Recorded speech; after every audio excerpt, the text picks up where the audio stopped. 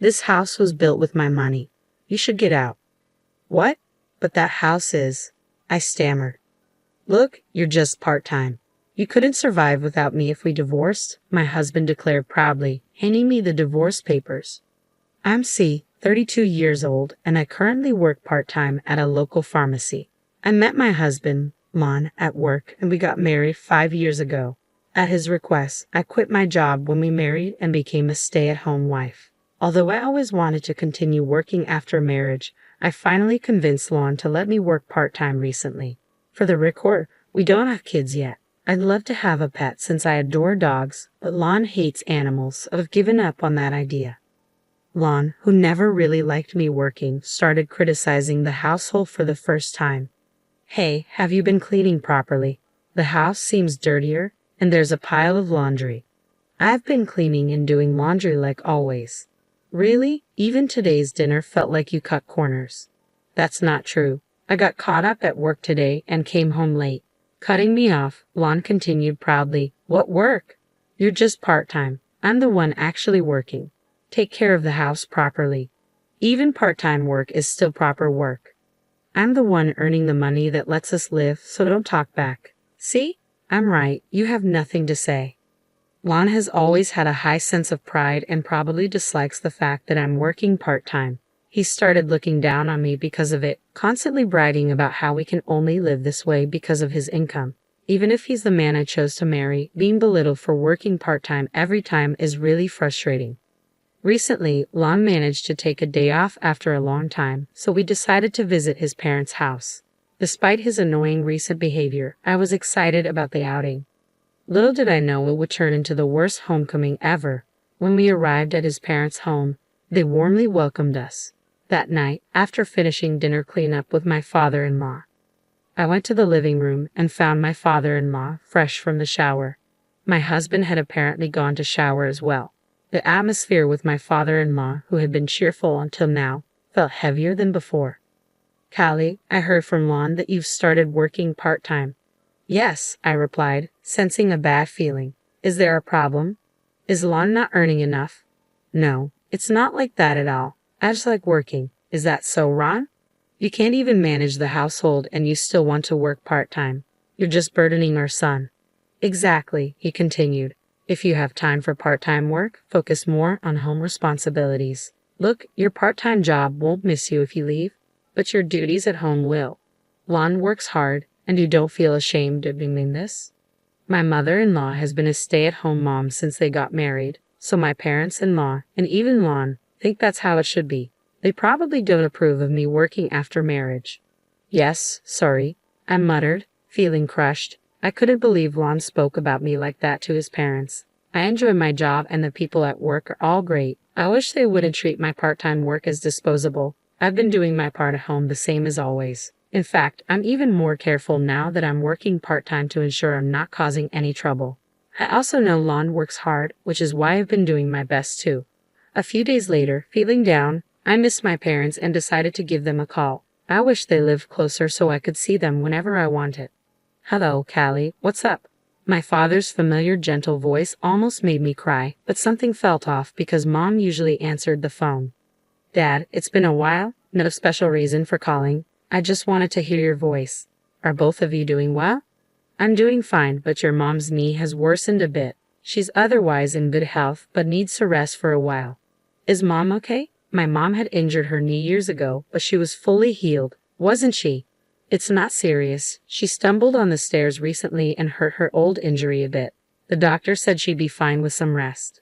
All right, tell Mom to take it easy until she feels better, and Dad, don't overexert yourself. I'll visit when I can.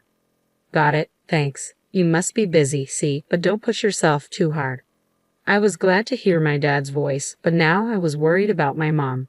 Well, she's not ill, just needs to rest, as my dad said. They're both getting older now. I thought of my mom bustling around the house when I lived there and felt a twinge of sadness.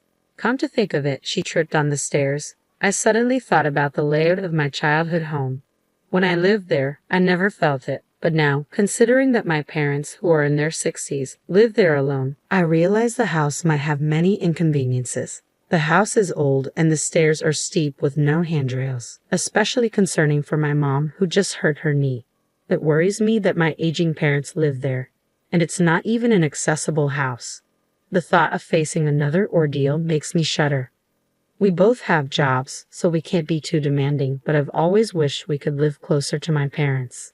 Considering their age and the condition of their home, it might be time to think about other options. I decided to use this opportunity to build a new house for them. Truth is, I have some passive income from real estate that was handed down from relatives. My parents advised me to keep it a secret because you never know what might happen, so I haven't told my husband about it. I've been saving it for a rainy day, and I'm thinking of using that money to gift my parents a brand new house. I feel so happy to finally give back to my parents who have raised me. Though it's my own money, making such a big purchase isn't something I can decide alone. I immediately consulted my husband. Lon, my parents are getting old. This could be a good opportunity for us to help them. He agreed more easily than I had expected. Really? That's great, thank you. I was a bit surprised as I thought he'd say no. Well, I'm not sure if you working part-time can actually pull this off. See, you're silent again. Can you really do it? I can, I replied. Do your best then.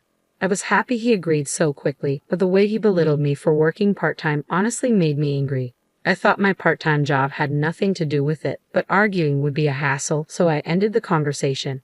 The next day, I began making arrangements for my parents' new home. From then on, everything went smoothly with the contractors. My husband didn't seem too thrilled about it, but he didn't say anything, so I didn't dwell on it. Then, one day, I noticed a significant amount of money missing from our shared account. It had been a while since I checked the bank account, so I updated the passbook. I had no recollection of withdrawing $5,000 this month. It must have been my husband, but for what? I'll ask him as soon as he gets home tonight. When he got home, I asked him about the missing money. Hey, I updated the passbook today and noticed $5,000 is missing from our living expenses account. Do you know anything about this? Yeah, I gave it to my parents. What? Why? They seem to be struggling financially. We had some savings, so I thought it would be fine. I didn't notice anything like that when we visited your parents' house last time. Maybe they acted normal so they wouldn't worry us. Got a problem with that? No, it's not like that. This is about household expenses. You could have at least consulted me. My words must have touched a nerve. My husband sharply retorted, It's my hard-earned money. I'll use it how I want. I don't need to consult you every time. You only work part-time and can't even handle things at home. You're getting a bit too high and mighty. Annoyed with my silence, my husband slammed the door and left the room. I always thought Lon left the house matters to me because he trusted me. I felt trusted, yet he didn't consult me this time either. If his parents were really struggling, I'd want to help too. I wouldn't oppose it. It's been 5 years since we got married, and it hurts to feel like there's zero trust. Things have been awkward since then, but life goes on as usual. We've had our share of fights in these 5 years. This time, too, things returned to normal before we knew it. I did wish he'd apologize, but I didn't want to ruin the mood, so I stayed quiet. In the meantime, our new house was completed. I heard that with newer homes, construction updates can be quick, and it turns out it's true. I was excited and immediately contacted my parents to finalize the moving day.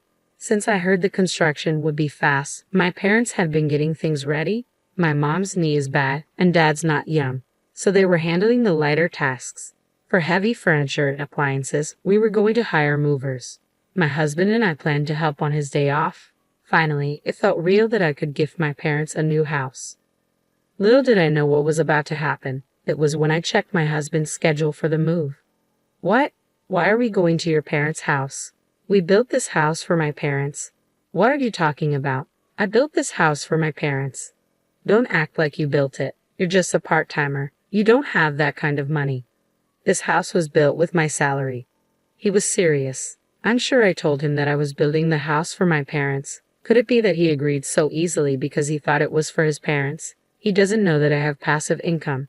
At this rate, he won't believe that I built the house with my savings. I decided to tell him about my passive income. When I explained, he looked surprised for a moment, but then said, No way that's true. You probably just wanted a new house and made up that lie. He wouldn't believe me no matter what. He claimed that since the house was built with his salary, his parents had a right to live there. The conversation was over before it even began. Feeling like I had no choice, I thought I'd talk about it once more tomorrow. But the next day, my husband suddenly stormed in. This house was built with my money. You should get out. What? But that house is.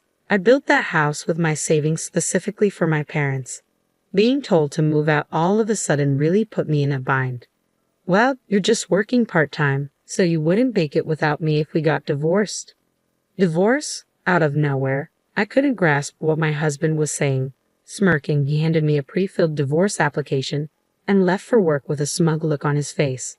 My husband has been belittling me for so long, he probably never thought I'd actually go through with filing the divorce papers. He might think he's intimidating me, but I can make it without his income. Fed up, I filled out the divorce form and submitted it. I packed my bags and left the house, heading straight for my parents' home. They were surprised to see me, but once they heard the story, they welcomed me warmly.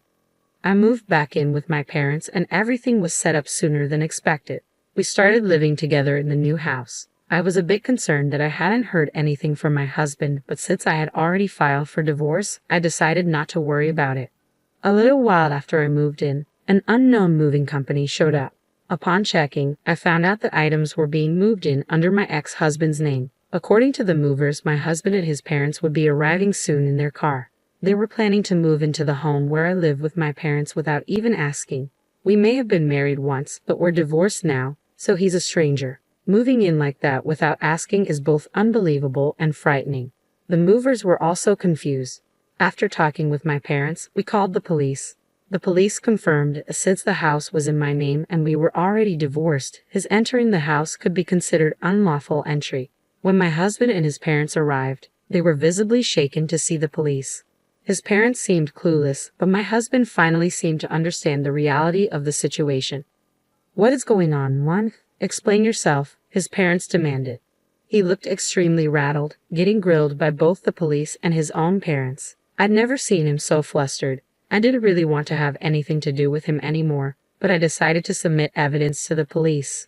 I don't know all the details, but from what I heard through mutual friends, he had a tough time. His parents had already canceled their housing arrangements, so they had nowhere to go.